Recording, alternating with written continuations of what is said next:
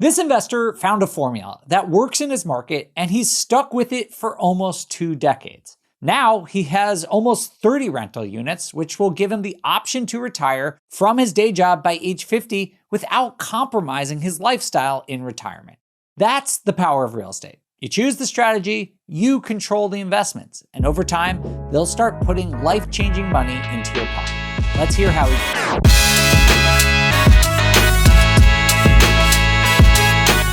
Hey everyone, I'm Dave Meyer, head of real estate investing here at BiggerPockets.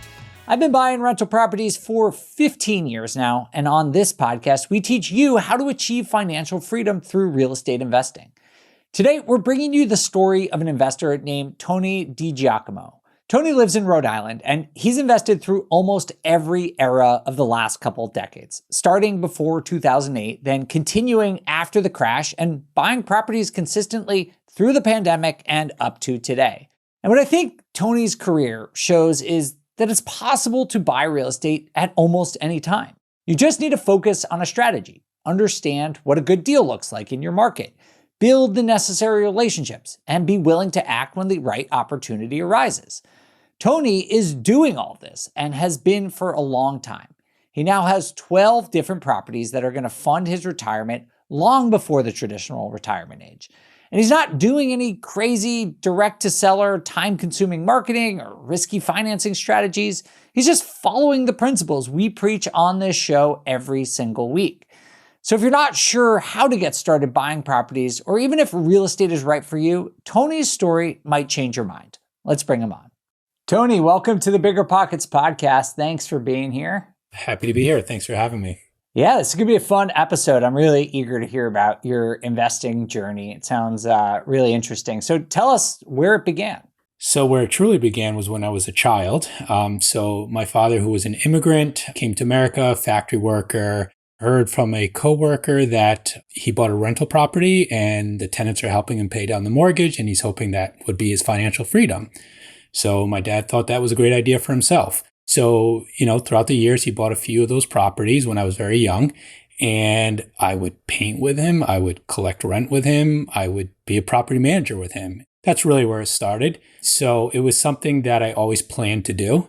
And right about once I finished college is when I started buying my first rental property, which looks very different from what I invest in today. But that's when I truly dipped my toes into real estate. So my early 20s. Wow. Okay. That's a really cool story. I imagine that getting exposed to the property management side of investing right away could take you to one of two ways, right? You could either really like it and say, wow, this is a powerful financial mechanism. Or, there are some people who get a taste of that and just don't like it at all. But it sounds like you liked it from a young age. Yeah, I think that I enjoyed the process, but I watched it long enough to see the financial freedom part as well. I got to fully understand what time in real estate can do for you. So it was an obvious choice for me to invest in real estate.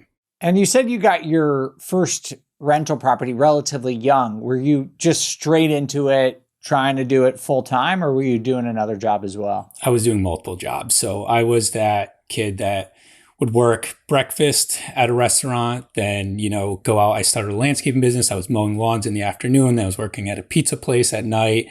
And I was living at home, so I was saving every dollar that I possibly could. And I put a huge down payment on a small condo, which in hindsight, I would have done things differently, but I'm glad I dipped my toes into the real estate game. And that was my first property. It was a $110,000 condo that I rented for $750 a month. And I put like 50% down. Awesome. Yeah, as a young kid. And that was my beginning. And you stayed living at home? I stayed living home. I actually lived at home until I bought my fourth property. So I owned 3 rental properties living at home, and I'd go around and collect rent and go back to mom and dad's house. I imagine that really helped, being able to save every dollar that you were earning from those other jobs and put it back into real estate must have really accelerated your investing career. Absolutely. So, I was putting down as much as I possibly could to keep mortgage payments as low as possible. Again, like I said earlier, I think I would have, knowing what I know today, I would have handled that differently.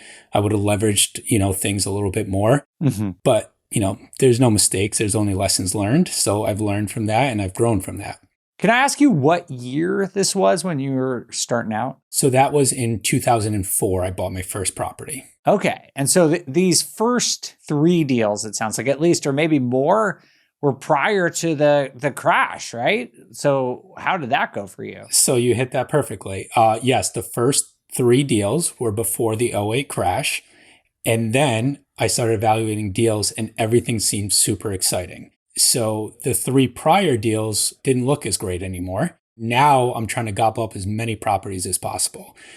So now I'm putting down as little as possible and I'm buying 2 or 3 properties in a year. And really being able to pick and choose the properties I want to buy. People are reaching back out to you. Agents are asking you, how can we put this deal together? I had my real estate license during that time as well. So I built a lot of connections in the real estate game. So closing attorneys knew about me. They knew I'd like to invest in properties, real estate agents.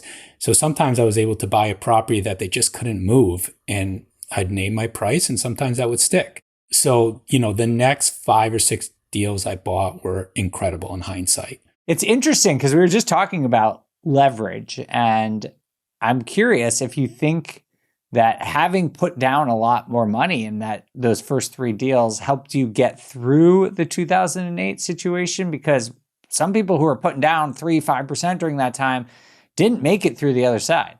Sure. So on top of owning the rental properties, I've always had a stable job. So I own the landscaping business that started in high school and has grown to where it is today with 8 employees, 200 plus accounts. And so managing and bringing that income in has allowed real estate to kind of grow on its own. So there was always a backup financial plan if needed. So there wasn't much of a fear of losing those properties or not being able to pay the mortgage there. I think even with small down payments, it would have been okay. Well, let's talk about those deals you did during the financial crisis, because everyone, I'm sure, is looking back at those times thinking, man, I wish I had bought. But it was also kind of scary during that time because the bottom was kind of dropping out of all these markets and there was no clear sign of when it was going to turn around. And at that point, I don't think anyone knew how quickly prices would recover over the next decade. So what were you looking for during that time period? Sure. So whether this is right or wrong, I was kind of looking for the cheapest multifamily properties that I could get my hands on. I did hear one time in a podcast, someone saying that that's often a mistake. People are looking for good deals rather than good properties. And I kind of wish I heard that earlier because those properties appreciated much faster in my local area than these rental properties. However, that's what I was after. So I was buying properties where a longtime landlord had a troubled tenant. The place was destroyed. They wanted nothing to do with it. They weren't going to put it on the market. And they would say, just assume the worst. I mean, I bought properties where I wouldn't even look in some of the units and they told me to assume the worst in those units. And sometimes it was the worst. Oh, God. It's pretty rough. I purchased properties where like the radiators froze and the heating system was gone.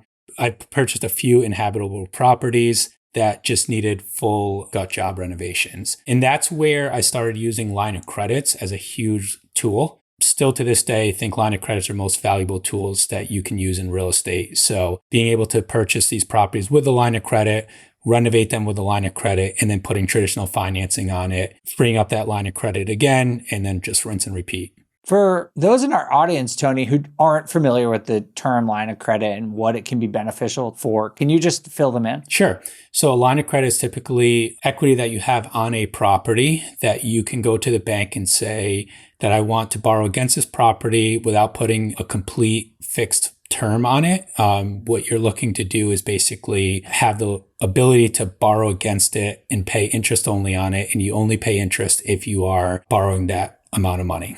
I mean, you can kind of think of it like a credit card, right? You're basically only paying when you use the money that you are tapping. And so oftentimes what happens to real estate investors is you have this very fortunate problem where you build up a lot of equity in your properties, which is great. That's adding to your net worth. But sometimes it gets a little bit trapped in those properties and you can't use it then, that net worth that you've built up, to go acquire new properties and to scale your portfolio. And Some people choose to either sell those properties, some people choose to refinance those properties, but a line of credit, I agree with you, Tony, is sort of this underrated way where you can hold on to that property, keep the equity there, but then use that asset with a bank to borrow against it. And you can use that either to acquire new properties or to renovate properties too, to pay for construction is also a common way that it is used as well. One of the other ways that I've used that is for new construction. So I've done some spec homes. So you don't need to go into the construction loan route, which is typically pretty expensive. The bank is very involved. So now you have the freedom of basically acting like cash, right? So a line of credit is essentially using cash. So you can make cash offers on properties. You can build a house. You can pay your subcontractors through cash, and then put your fixed financing on it. Or if you're selling the property, taking those funds and paying down the line of credit to zero again and starting all over. Yeah, it's a great way to really leverage the assets that you already have in real estate. I want to sort of fast forward to 2020, the pandemic, how you've been scaling in recent years. We hear it from investors all the time. They spend hours every month sorting through receipts and bank transactions, trying to figure out if they're actually making any money. And when tax season hits, it's like trying to solve a Rubik's Cube blindfolded. That's where Baselane comes in, BiggerPockets' official banking platform. It tags every rent payment and expense to the right property and Schedule E category as you bank. So you get tax-ready financial reports in real time, not at the end of the year.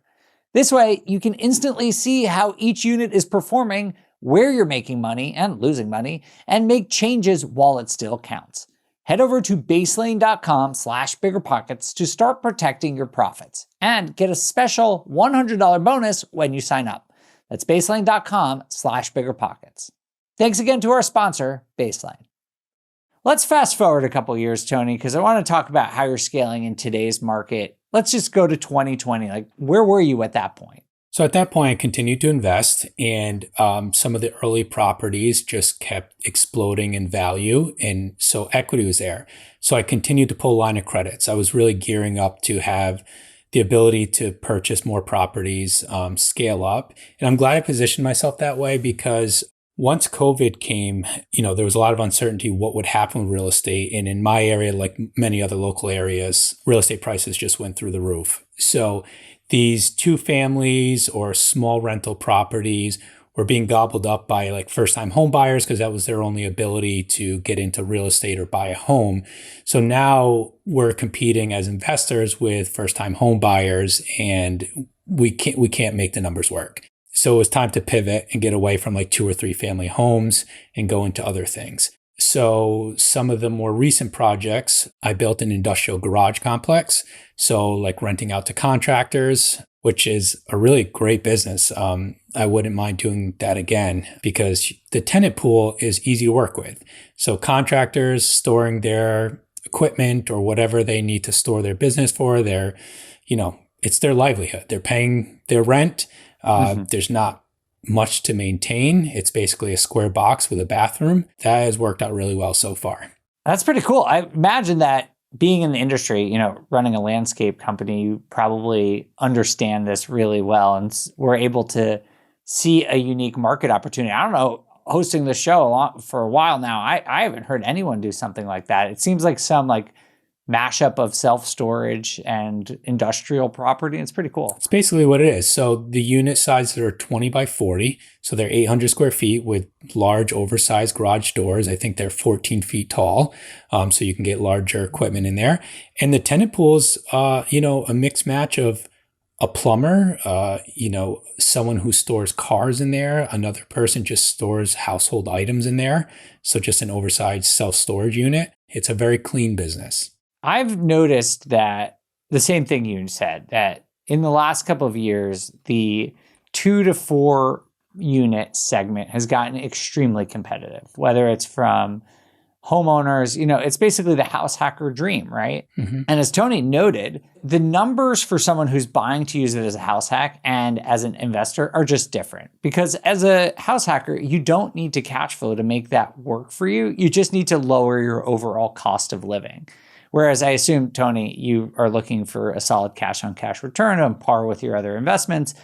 And 2 to 4 units just aren't there in a lot of markets right now. I am noticing that change a little bit in the last couple of months, but I definitely agree over the last few years.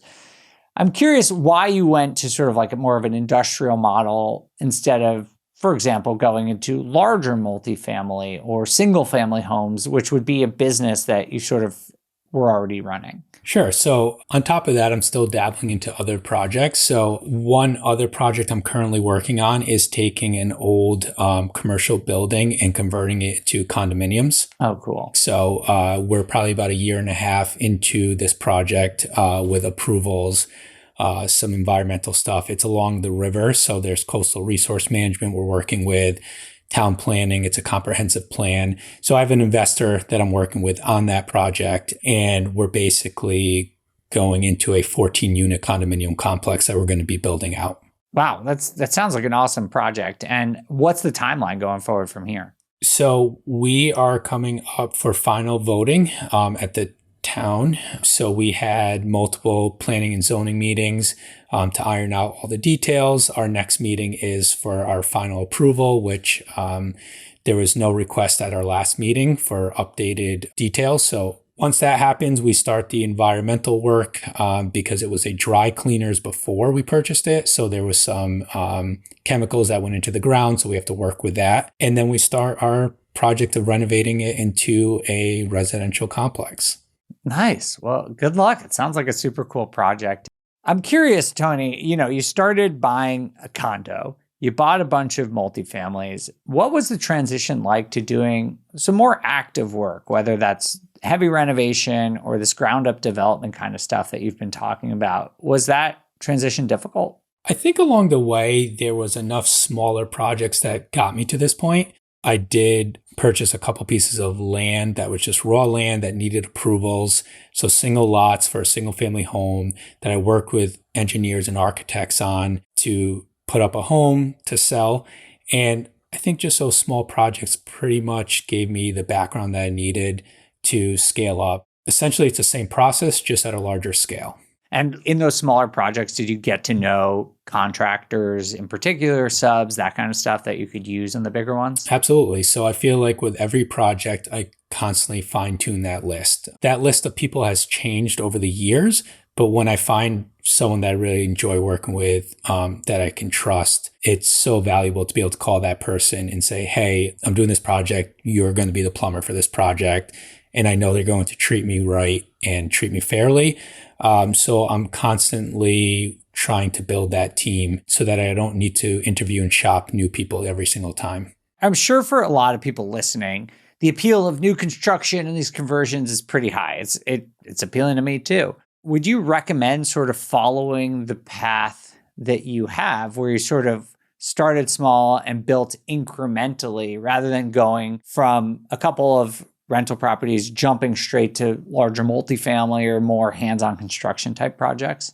Yeah, I would say growing slowly is probably the safest approach to it. There's a lot of things that can go wrong in real estate, and you want to eliminate as many of those as possible. So through time and experience in projects, you hope to be able to eliminate as much of those as you can. Got it. Yeah, I think that's a really great sort of measured approach. And if you're in this game for the long term, this is just a really good way to mitigate risk. It may mean that you're not getting the upside of these like huge construction deals right away, but these construction projects are risk too. Like, the reward comes with risk. And to me, at least, the way to mitigate risk is to build up to that, much in the way that Tony is talking about. And taking a couple extra years, I'm not saying take a decade, but building your way, building confidence, learning those skills can be a great way to enjoy some of the benefits of these bigger projects without taking on more than you can chew right up front.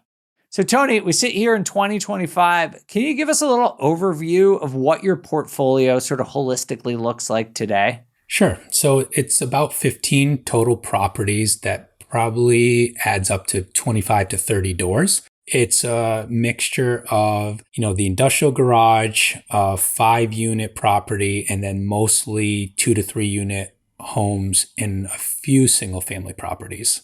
how do you think about growing it from there? Because you have a bunch of different assets. Are you trying to grow in one particular area? Are you thinking about trading out any of the older properties, or what's your plan? So I think the older properties are the retirement plan. So that will be the cash flow that allows me to live the lifestyle that we want to live. Once those are fully paid off for, that cash flow will be our income. What I want to do is projects, like I'm doing the condo project. I want to do maybe small subdivision projects where I'll build multiple houses or take a raw piece of land, convert into 10 buildable lots, and then build out 1 or 2 homes a year. So those are the kind of projects that I want to start diving into, because you weed out some of the competition and being able to do that. And you kind of project multiple years of real estate projects, where if you do a cosmetic makeover where you can do it in 3 months, well, you got to start searching for the next project pretty quickly after that. The older ones being your retirement plan, is that just because you have fixed debt and the cash flow has just risen to a point where they offer the best cash on cash return? Well, yeah. And also because I did mostly 15-year financing on most of them are either paid off for or close to being paid off for. So that cash flow now is being used to reinvest into real estate. But the day I decide to retire from my 9 to 5, which is essentially my landscaping business, I can use the rental income as my passive income to continue to live. So what are your goals going forward? You have so many cool things going on. Do you have a plan to retire, a date in mind? It's a good question. So I'm 41. I would like to retire from the need to work at 50 years old, but to truly retire is probably not something that I'm interested in. These real estate projects are fun for me. Yeah. Taking a home that needs a facelift, that might need, new landscaping, new siding, windows, bathroom, a cosmetic makeover. That's a fun project. I like checking in on it. I like seeing it come to life. And I love the day that we're listing it for sale or for rent, walking someone through a property and seeing them get excited about something that you did is pretty cool. So that doesn't feel like work to me. I love that. I think so many people focus on quitting their job, and it's cool to hear that for you, the real estate part of it, it's as good as quitting your job, right? Because it's just something you enjoy doing. Do you think you'll scale back in the landscape business at all and just keep doing real estate? Yeah, I think that's the future plan. Okay. The landscaping business is great. It's gotten me to where I am today. It's allowed me to invest in real estate pretty aggressively. It's allowed me to reinvest my real estate profits back into real estate, but it takes a lot out of you, managing employees, managing clients. It's a lot of work. So that will be the big relief in life one day, but it's not any day soon. Well, not that far away, but yeah, 9 years, something like that. That's a great goal. Being retired or work optional by 50 is fantastic, and just a testament to the power of real estate investing. If you play the medium to long game, and it doesn't have to be that long, but like being able to do this in 20, 25 years like you've done and create an amazing life for yourself is very admirable. Given that you've had all this success, you've been doing this for 20 years, you've done a ton of really cool stuff.